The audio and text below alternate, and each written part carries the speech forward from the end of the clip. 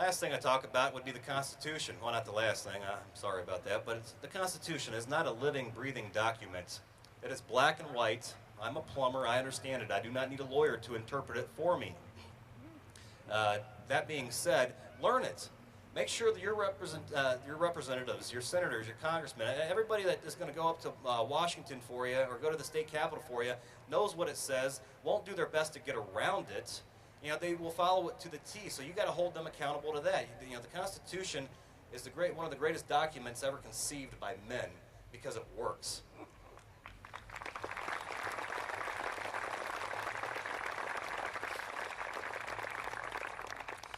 You guys know the old story, the sky is falling? You know, the chicken gets hit on the head with an acorn and he just freaks out and thinks the sky is falling. Then he goes around and convinces everybody else that the sky is falling. And that's pretty much what we have in America right now. We've got a huge budget that got passed a couple months ago. And you got to remember, you know, they passed $700 billion. Republicans weren't far behind them. The Mint bill, they wanted to spend $540 billion of your dollars.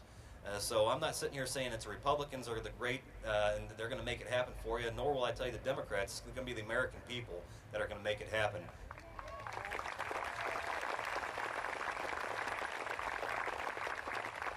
And it does have to be a grassroots effort. President Obama does have one thing right. Change does happen from the bottom, and that's grassroots. It's the American people, regardless of party politics. You got to stop practicing party politics. Democrats, Republicans, they have their own agenda, and I'm here to tell you it's not an American agenda. It's their own agenda.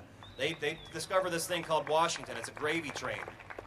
It is a gravy train. They know where the money's at. When I was in Washington back in February, I asked these people, I said, why aren't you cutting things? I mean, you know, me just being a regular American, if I'm not making enough money, I cut cable. I use coupons. I don't go out Thursday or Friday night or Saturday nights. You know, when I asked the senators, I was interviewing when I was with the Pajamas Media for a little while, they're like, well, we can't do that. Well, why not? Well, the lobbyists would get mad. Yeah, the lobbyists would get mad, not the American people, because you guys have been quiet too long. They don't care about you. The lobbyists would get mad, the ones that pay them, not you guys. So that's what I'm out here to tell you is they kind of figure you're going to go home after this. You're going to feel real good about yourself. You're going to sit on your couch and forget all about it. I'm asking you, and I'm hoping and praying to God you don't do that. You need to go home. You need to take these pamphlets that Americans for Prosperity is handing out. You need to jump on the computer. You need to get involved. It's either going to be done with money from your pocket, or it's going to be done physically out there on the street, you know, knocking on people's doors saying, hey, listen, this is what we got to do to save our country. Help me.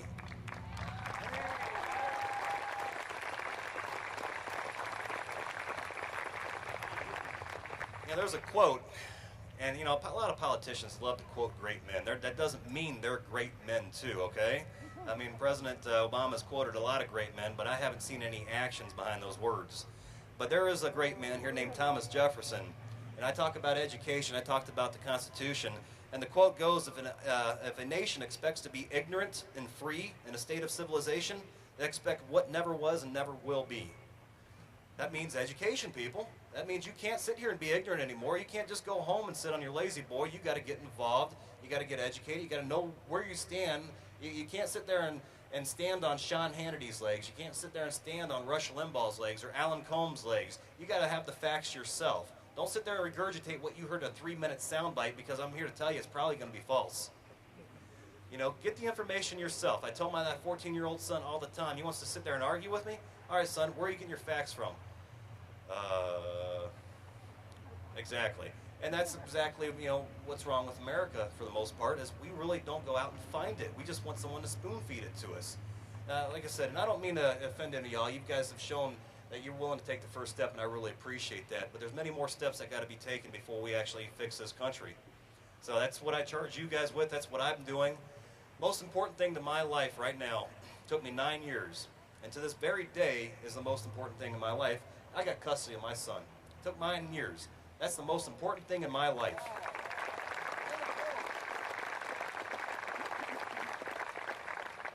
He wrote a letter here. I'm actually not going to share it this time around, but he wrote a letter to me telling me how much he loves me and how much he admires me. And I tell you what, as a parent, that's one of the greatest gifts you can ever be given. And I don't take that for granted at all. That's why I'm out here in front of you all today. That's why I do what I'm doing. I'm going to get blasted by mainstream media for saying, you know, I don't like homosexual marriages. I'll get blasted by mainstream media by saying You know, I believe God is, that this is a Christian nation. I'll get blasted in mainstream media. Yes, amen. But I don't care if I'm going to get blasted, because there's many Americans that feel the same way that I feel, that think the same way that I think. Maybe not 100%, but close enough to where we can come to agreements or compromise. And that's what I'm sorry, getting off subject. I get off on tangents sometimes. That being said, anyways, my son, most important thing, that's why I'm here. I want him to have the same opportunities I've had all my life. And if we don't do something now as a people, your children, your grandchildren aren't going to have those opportunities. I mean, they're already saddled with the $45,000 debt that they do not deserve. Thomas Jefferson, again, another great man, talked about how it's immoral to saddle the next generation with our own debts.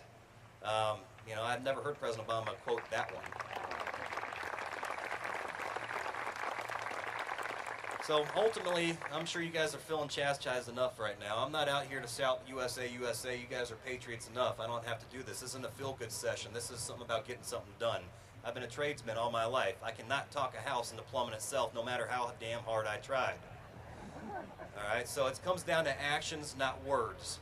When your politicians, and some of the fellows that are here right now, some of the ones that want to be governor, when they sit there and say, listen, man, I'm just like you, right off the bat, you shouldn't trust that. Never trust somebody saying I'm just like you. It's never proved to be true yet. Watch their actions. That's going to prove if they're just like you, if they truly want to represent you. Because when you go into in the office, in the political arena, you're doing it to serve your fellow man, not take advantage and manipulate him. That's what it's all about, and that's what they got to be reminded about. So that's the message you guys need to send. Last parting gifts here.